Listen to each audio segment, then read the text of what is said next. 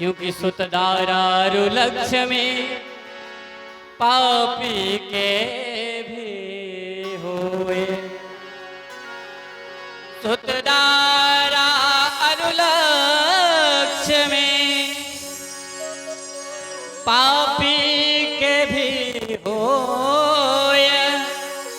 ओ संत समागम हरि कथा तुलसी दुर्लभ दोए। सुतदारा अरु लक्ष्मी पुत्र नारी और लक्ष्मी पैसा रुपया पैसा हर व्यक्ति के पास होता है। सुतदारा अरु लक्ष्मी पापी के घर हुए। लेकिन संत समागम हरि कथा, ये जो संतों का समागम संतों का जमावड़ा आपके यहाँ जो लगा है, ये जो कुंभ दिख रहा है आपको कि ये प्रयागराज का कुंभ है, ये अपने करने से नहीं होता है। संत समागम हरि कथा तुलसी दुर्लभ दोई।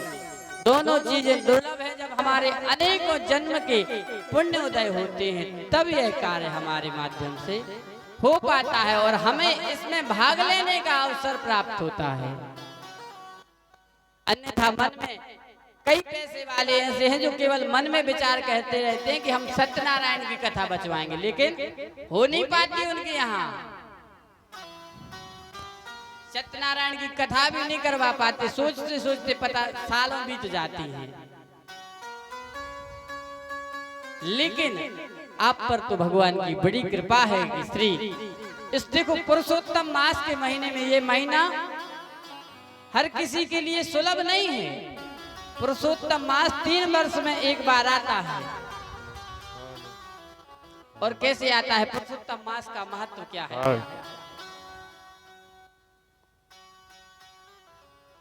पुरुषोत्तम मास जिस मास में सूर्य की संक्रांति नहीं होती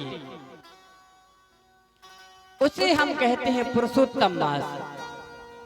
दोनों पक्षों के बीच में सूर्य की जब संक्रांति नहीं होती है तो उसे हम कहते हैं अधिक मास। और सूर्य की संक्रांति कैसे नहीं होती? जब साल भर में ये जो तिथि घटती बढ़ती है, कभी एक तिथि का क्षय हो जाता है, जब जिस तिथि में सूर्योदय नहीं हो पाता। कोई तिथि ऐसी होती है जो क्षय हो जाती है, पता चला कि षष्ठी के बाद सीधी अष्टमी आ गई, सप्तमी बोले सप्तमी का क्षय हो गया, तो एक साल में ऐसी 10-11 तिथि हो जाती है एक साल के अंदर। ऐसे ऐसे करके 3 साल में यह पुरुषोत्तम मास 30 दिन एकत्रित हो पाते हैं, जिस माह में सूर्य की संक्रांति नहीं होती है उसे कहते हैं पुरुषोत्तम मास।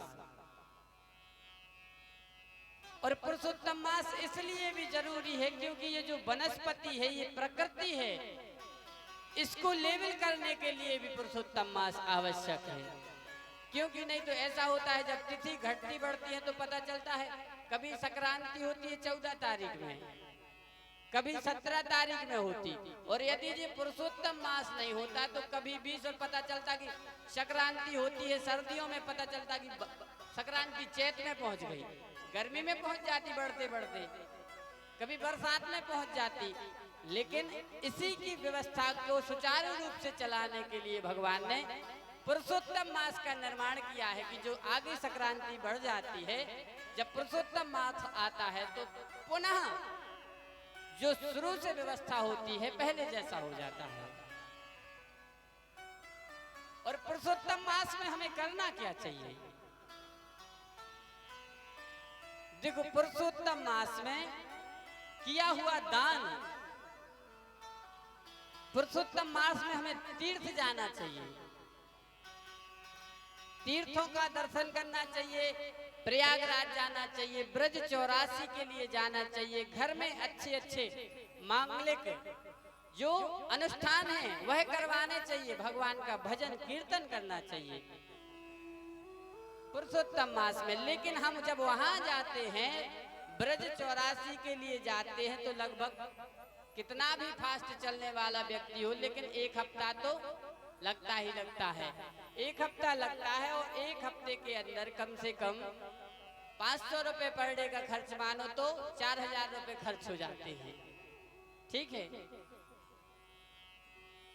और जब हम वहां चल के जाते हैं, वहां हमें संतों के दर्शन होते हैं, वहां हम दान पुण्य करते हैं। और हम लोग वहां नहीं जा पाए, हमारे यहाँ तो स्वयं तीर्थ चल के आ गए। हमारे यहाँ स्वयं ये प्रयागराज चल के आए हैं, स्वयं वृंदावन चल के आए हैं। सारे तीर्थ जो हैं आपके इस पुण्य ग्राम में विराजमान है, तो आप यही पुण्य कर लो इस कार्य के लिए। जो दान आप वहां नहीं कर पा रहे सो यहाँ यज्ञ भगवान में कर दो।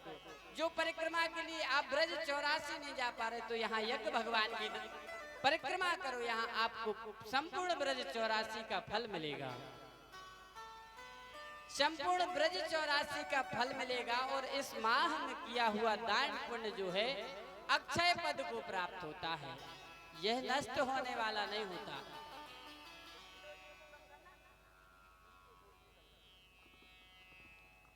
इसमें जो दान पुण्य अपन करते हैं इसका अक्षय फल मिलता है, यह क्षीण नहीं होता। और पुरुषोत्तम मास में भजन करना चाहिए, सबसे ज्यादा भजन करो भगवान का, राम का नाम लो, कृष्ण का नाम लो। यदि बन सकता है तो माला लेकर बैठना चाहिए, और माला से नहीं बनता है तो बिना माला के भी करना चाहिए। कैसे? जब कीर्तन होती है तो कीर्तन में नाम लेना चाहिए, और भजन गाते हैं तो भजन में।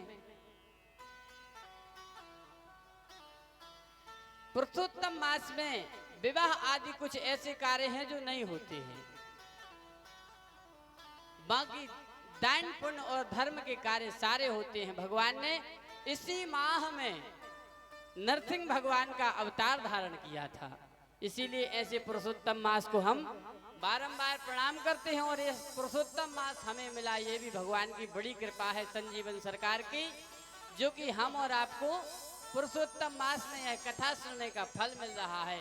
यज्ञ भगवान की हम परिक्रमा कर रहे हैं, किन की कृपा से? तो ये संत की कृपा से, और किसी की नहीं।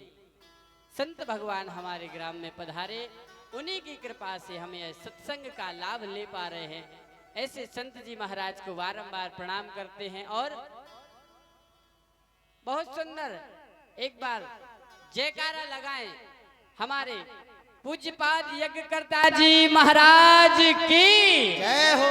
और जयकारा इतनी जोर से लगाना चाहिए, कल भी बताया था, इतने जोर से जयकारा लगाना चाहिए कि यहाँ से जाके यमराज की छाती में धक्का लगना चाहिए कि हाँ कुछ कार्य धर्म का हो रहा है। यहाँ जयकारा खूब जोर से लगाया करें।